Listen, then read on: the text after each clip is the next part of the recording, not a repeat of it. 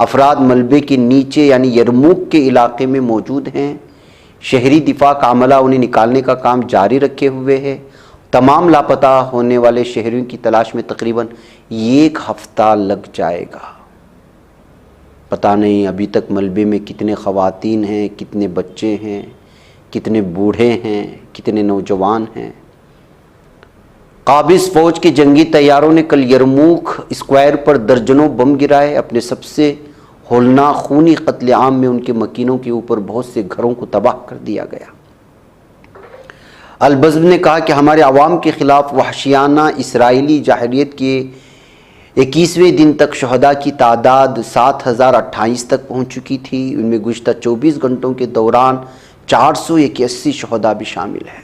यानी 24 घंटे के अंदर अंदर 500 के करीब अफराद को शहीद किया जा रहा है और पूरी दुनिया खामोश है। नाज़रीन गिरामी, ये ऑफिशियल रिकॉर्ड है जो अंदाजे के मुताबिक लगाया जाता है।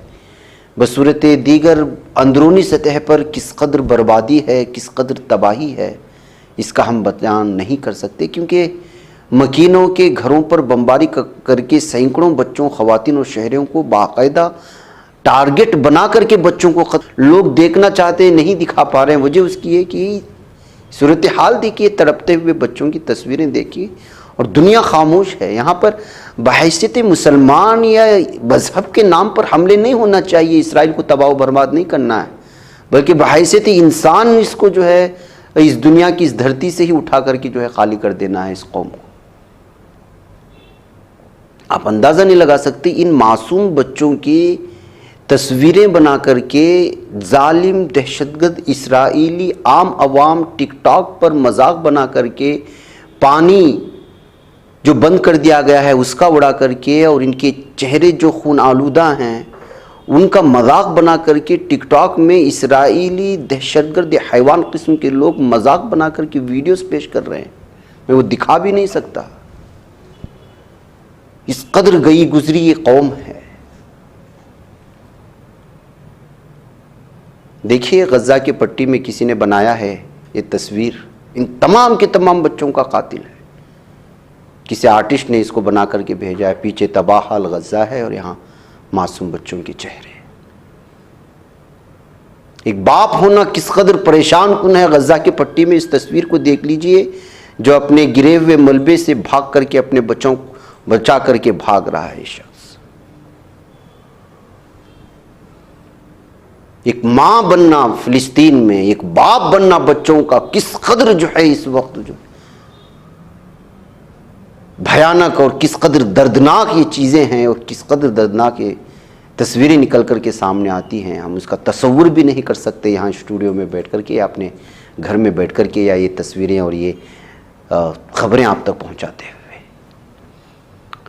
बहकैफ नाज़रीन गिरामी, उधर हमास के वफ़द का दौरे मास्को यानी रूसी हुकाम से इसराइली जाहिरियत पर तबादिले ख़याल होने की ख़बर भी जो है इस वक्त सामने आई है।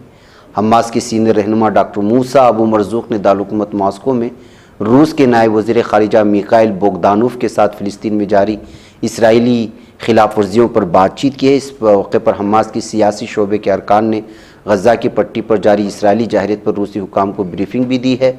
और चूँकि रूस ने इनका इस्तकबाल किया, इस बात को लेकर कि इसराइल पूरी तरह नाराज़ नज़र आ रहा है।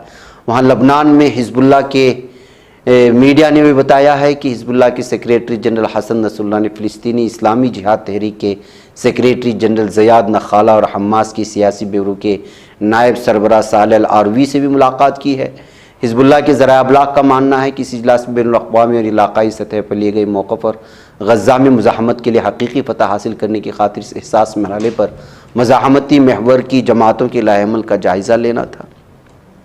नाज़रीन गिरामी, ये मुलाकातें जारी हैं। गुज़िश्ता 10-20 दिनों से अलग अलग मुलाकातें ही हैं और ये मुलाकातें ही कर सकते हैं। मुझे तो इतना ही महसूस होता है। और इन लोगों की जो बयानबाजियाँ आती हैं अब वो मैं आप लोगों के सामने पेश करने के लिए भी मुझे शर्म महसूस होती है कि कब तक ये गीदड़ भपकियाँ, ये हो जाएगा, वो हो जाएगा, ये होगा, वो आपको दिखा दिखा करके झूठी तसल्लियाँ देते रहें।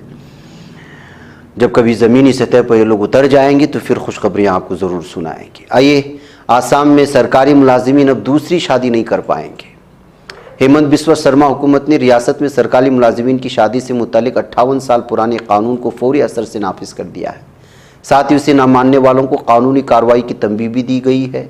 इस कानून के मुताबिक कोई भी सरकारी मुलाजिम अपने शोहर या बीवी के जिंदा रहते हुए दूसरी शादी नहीं कर सकता। अगर कोई दूसरी शादी करना चाहे तो फिर उसके लिए हुकूमत से इजाज़त लेनी होगी। आसाम हुकूमत ने अपने हुक्म में कहा है कि कोई भी मुलाजिम अगर इस कानून की खिलाफ वर्जी करेगा तो उसके खिलाफ कानूनी कार्रवाई की जाएगी। हुक्म में वाज़ेह लफ्ज़ों में कहा गया है कि कोई भी सरकारी मुलाजिम जिसकी बीवी जिंदा है वो हुकूमत की इजाज़त के बगैर दूसरी शादी नहीं करेगा, भले ही उसे निजी कानून के तहत दूसरी शादी की इजाज़त क्यों न हो। तो नाज़रीन गिरामी, ये इस वक्त जो है क्या कुछ हो रहा है आसाम में वो तो आप जानते हैं, और इस फैसले से कौन टारगेट पे आ रहे हैं वो भी आप लोग जानते हैं।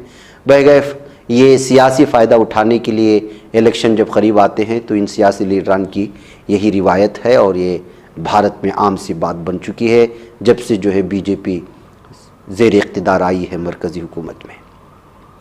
इधर मध्य प्रदेश में होने वाले असम्बली इंतखाबात में बीजेपी के लिए कई बुरी खबरें आ रही हैं, लगातार आ रही हैं। पार्टी जहां अंदरूनी तनाज़ात से नबरत आजमाए, वहीं उसके उम्मीदवारों को अवामी गुस्से का भी सामना करना पड़ रहा है। कई मकामात पर बीजेपी उम्मीदवारों की ज़बरदस्त मुखालिफत हुई है। ऐसा ही कुछ शिवपुरी के पोहरी में हुआ, जहां रियासती वज़ीर बराए तामीरात आम्मा सुरेश राठखेड़ा को अवाम की तनकीद का सामना करना पड़ा, और जैसे ही वो वहां पहुंचे तो लोगों ने उनसे हिसाब मांगना शुरू कर दिया। रियासती वज़ीर सुरेश राठखेड़ा, जो मरकज़ी वज़ीर ज्योतिरादित्य सिंधिया के हामी हैं, पोहरी असम्बली हल्के से बीजेपी के उम्मीदवार हैं। राठखेड़ा पोहरी के लोगों से वोट मांगने गए। जब राठखेड़ा इंतखाबी मुहिम के लिए आक्रोशी और सकतपुर गांव गए और आवाम से वोट देने की अपील कर रहे थे तो गांव वालों ने उन्हें खरी खोटी सुना दी। सिर्फ इतना ही नहीं, गांव वालों ने पिछले 5 सालों का हिसाब मांगना भी शुरू कर दिया। सोशल मीडिया पर वायरल हो रही वीडियो में रियासत वज़ीर राठखेड़ा एहतिजाज करने वाले गांव वालों से कह रहे हैं कि इस बार मुझे एमएलए बनाएं, मैं आपकी सड़क तामीर कराऊंगा और आपके मसाइल हल करूंगा। और जाहिर सी बात है कि हर कोई इलेक्शन के मौके पर इसी तरह के वादे करता है। उधर नाज़रीन गिरामी, गज़ा में इसराइल हमास जंग में तकरीबन 7,000 से ज़ायद लोगों के शहीद होने की खबरें जो आ रही हैं। इस दरमियान में कांग्रेस जनरल सेक्रेटरी प्रियंका गांधी वाड्रा ने आज जुमा को कहा कि ऐसा कोई बैनुल-अक़वामी कानून नहीं है जिसकी खिलाफ वर्जी न की गई हो, और पूछा कि इंसानियत आखिर कब बेदार होगी। ट्विटर यानी एक्स पर हिंदी में एक पोस्ट पर प्रियंका गांधी ने कहा, गज़ा में 7,000 लोगों की हलाकत के बाद भी खूनरेज़ी और तशद्दुद नहीं रुका। इन 7,000 अफराद में से 3,000 मासूम बच्चे थे। उन्होंने जोर देकर कहा कि ऐसा कोई बैनुल-अक़वामी कानून नहीं है जिसकी खिलाफ वर्जी ना की गई हो। कांग्रेस लीडर ने कहा कि ऐसा कोई वक़ार नहीं है जिसकी खिलाफ वर्जी ना की गई हो, कोई उसूल ऐसा नहीं है जिसकी खिलाफ वर्जी ना की गई हो।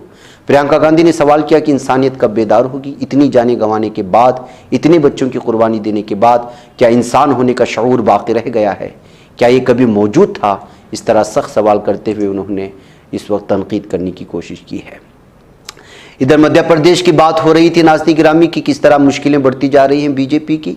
मध्य प्रदेश में असेंबली इंतखाब से ठीक पहले बीजेपी को उमा भारती ने जोरदार झटका दिया है। 2023 में बीजेपी को इख्तिदार तक पहुंचाने वाली तेज तर्रार लीडर उमा भारती ने पार्टी की इंतखाबी तशहीर से दूरी बना ली। इसने ऐलान किया कि वो जुमा के रोज़ हिमालय के लिए रख्ते सफ़र बांधेगी, जहां वो अधूरे कामों को लेकर खुद एहतिसाबी करेगी। हिमालय जाने का ऐलान करने के साथ साथ उमा भारती ने शिवराज हुकूमत की नाकामियां भी शुमार कराई हैं। तो इस तरह मध्य प्रदेश में एक के बाद एक झटके लगते जा रहे हैं। नाज़रीन, भारत में जिस तरह से मॉब लिंचिंग होती है और बिलखुसूस मुसलमानों को ये मॉब निशाना बनाता है मुख्तलिफ बहानों से, वो लोग आप जग जानते हैं। अब खबर आ रही कि इस सिलसिले में सख्त से सख्त कानून बनाए जाने के लिए इस वक्त सोचा जा रहा है और कमेटी तश्कील दी जा रही है। जी हाँ, मॉब लिंचिंग के वाक़यात में शामिल लोगों पर भी कत्ल के मुकदमात की तरह ही दफ़ात लगाई जा सकती हैं और सज़ाए मौत व उम्र कैद की सज़ा मिल सकती है। इस सिलसिले में पार्लिमानी कमेटी गौर व कर रही है। कमेटी की तरफ से 3 मुजरिमाना कानून में तब्दीली की सिफारिश हो सकती है। दरअसल ज़ात और फ़िरक़े की बुनियाद पर मॉब लिंचिंग करने वालों को सख्त सज़ा दिलाने का मुतालबा लगातार होता रहा है। अब तक मॉब लिंचिंग के मामले में 7 साल तक की सज़ा का इल्तिज़ाम रहा, जिसे अब बदल कर फांसी और उम्र कैद तक करने का रास्ता हमवार किया जा सकता है। काबिल ज़िक्र बात यह है कि इंडियन पेनल कोड ताज़ीरात हिंद पर गौर खौस के लिए वज़ारत दाखिला ने कमेटी तश्कील दी। ये कमेटी ज़ात, नस्ल, फ़िरक़ा, जिन्स, जाए पैदाइश, ज़बान और अक़दार के नाम पर मॉब लिंचिंग के मामले में सख्त सज़ा पर तबादला ख्याल कर रही है। कमेटी इस बात की सिफारिश करने पर गौर कर रही है कि मज़कूरा मामलों से जुड़े किसी भी मॉब लिंचिंग मामले में कत्ल का केस चले। इसके अलावा उन्हें कत्ल के मामलों में मिलने वाली उम्र कैद और फांसी जैसी सज़ाओं का ही इल्तिज़ाम हो। स्टैंडिंग कमेटी में इस ताल्लुक़ से संजीदगी के साथ गौर खौस किया जा रहा है, इस बात की इत्तलात मौसूल हुई हैं। उधर नाज़िर गिरामी मलऊन मरदूद राजा सिंह जो गुस्ताख़ रसूल सल्लल्लाहु अलैहि वसल्लम है, इसने पुलिस में शिकायत की कि उसे किसी नामालूम शख्स ने फ़ोन पर धमकी दी है कि धमाके से उसको उड़ा दिया जाएगा। ज़राए ने बताया है कि राजा सिंह ने कहा कि 2 बजे नामालूम शख्स ने फ़ोन करके बताया कि उन्हें और योगी को धमाके से उड़ाया जाएगा। तकमीली तलबीना, ताकत, सेहत और शिफा के लिए सुन्नत और तिब्बे नबवी का बेहतरीन नुस्खा। नाजरीन, क्या आप भी खुशहाल मालदारों की तरह कामयाब बिजनेस करके हजारों और लाखों रुपए कमाना चाहते हैं? अगर आपकी हाँ है तो आज ही से अपने इलाके में तकमीली तलबीना का आसान बिजनेस करना शुरू करें और चंद ही महीनों में कामयाब बिजनेसमैन बनने के तरीके बेहतरीन तजुर्बों के साथ सीखें। बिजनेसमैन बनने का ये मौका कहीं आपके भी हाथ से चला न जाए, इसलिए अभी हमसे राब्ता करें 9890963757। Takmili food products private limited, Malegaon, India.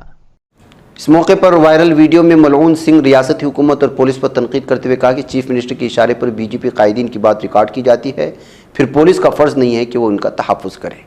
जबकि दशहरा त्यौहार के मौके पर हथियारों की मलऊन सिंह पूजा कर रहे थे।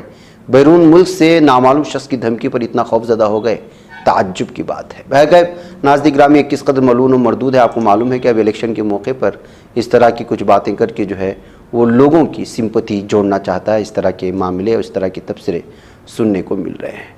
नाज़िर गिरामी अयोध्या और बाबरी मस्जिद की जगह पर जिस तरह के फ़ैसले हुए वो सारी बात आप जानते हैं। अब जो है उस पर फैसला भी आ गया और जो है राम मंदिर भी तामीर हो चुका है और हमारे मुसलमानों को जो इस वक्त ज़मीन मिली है उसमें अभी बनाने का सोच रही है और प्लान में बार बार तब्दीली लाई जा रही है। फ़र्क कितना है आप जान लीजिएगा।